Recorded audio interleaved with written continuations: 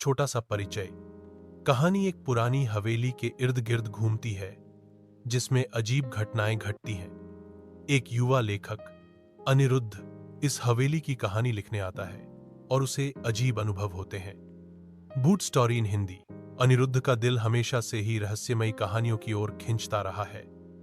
जब उसे एक प्राचीन हवेली के बारे में पता चला जो एक छोटे से गांव में स्थित थी, तो उसका लेखक मन उत्सुक हो उठा।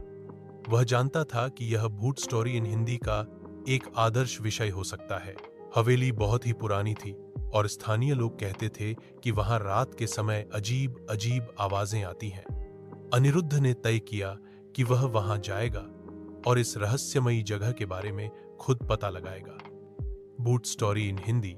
पहले दिन जब अनिरुद्ध हवेली पहुंचा, उसने देखा कि हवेली के चारों ओर घना जंगल था। हवेली के मुख्य दरवाजे पर एक बड़ा ताला लगा हुआ था, लेकिन अजीब बात यह थी कि दरवाजा खोलने के लिए चाबी पहले से ही ताले में लगी हुई थी। अनिरुद्ध ने जैसे ही दरवाजा खोला, उसे एक ठंडी हवा का झोंका महसूस हुआ। वह अंदर चला गया और देखा कि हवेली के अंदर सब कुछ धूल से ढका हुआ था। ऐसा लगता था जैसे वहां वर्षों से कोई नहीं आया था। रात होते ही अनिरुद्ध ने अपने कमरे में जाकर लैंप बुझा दिया। तभी उसने सुनी एक धीमी सी आवाज, जैसे कोई उसका नाम पुकार रहा हो। अनिरुद्ध ने इसे अपने मन का वहम समझा और सोने की कोशिश करने लगा।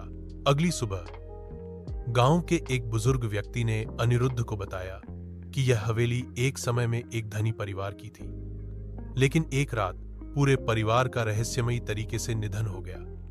कहा जाता है कि उनकी आत्माएं अब भी यहां भटकती हैं। यह सुनकर अनिरुद्ध का दिल जोरों से धड़कने लगा, लेकिन उसने निश्चय